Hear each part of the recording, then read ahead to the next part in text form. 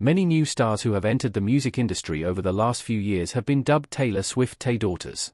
The designation is flattering. Swift set a new standard in the industry with her rise from a country music singing teenager to the biggest star on the planet.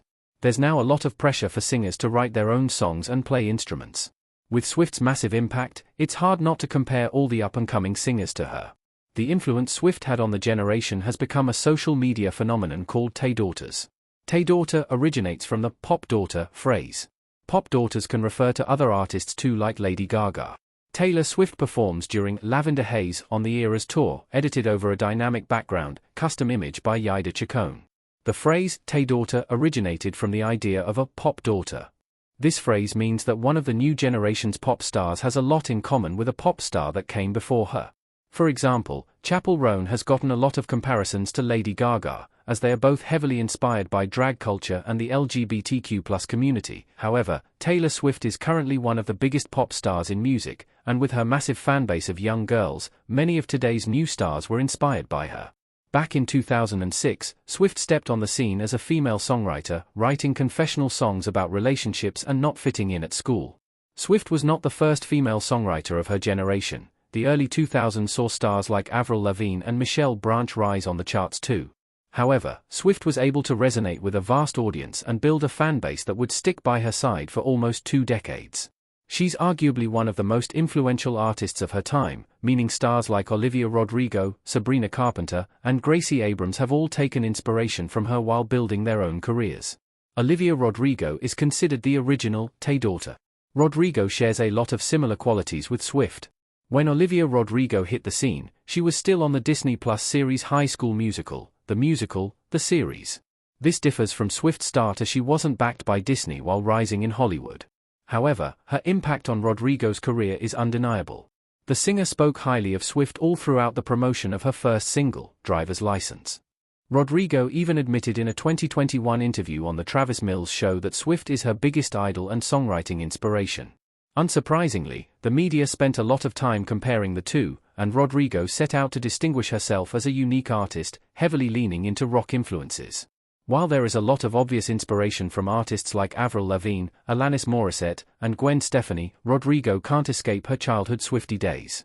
From her deeply personal and specific lyrics that resemble the way Swift has written in her career to her stage presence, Rodrigo is undeniably the biggest Taydaughter of all. There are countless TikTok videos comparing the way Rodrigo poses on stage or looks out into the audience to videos of Swift doing the same thing throughout her career.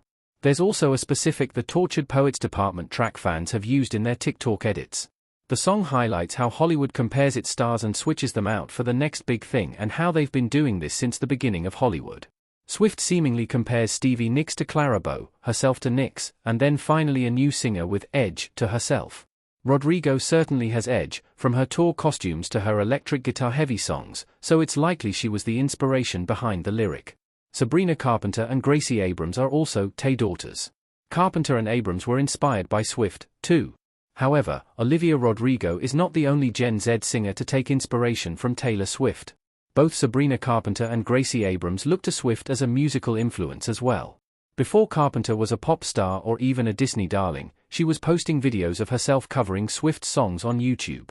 One of her most popular is a cover of Swift's debut album track, Picture to Burn. Carpenter continued to express her love for Swift, and the two hung out together at the MTV Video Music Awards and the American Music Awards in 2022.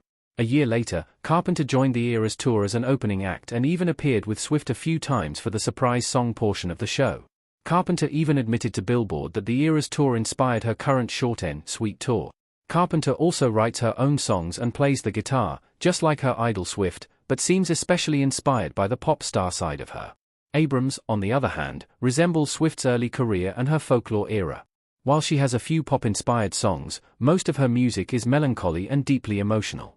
Two of her most popular songs, I Love You I'm Sorry, and That's So True, are about breakups, and Abrams is known to pull out her acoustic guitar at her shows. Like Carpenter, Abrams was also one of the openers for the Eras tour and appeared during the surprise song slot.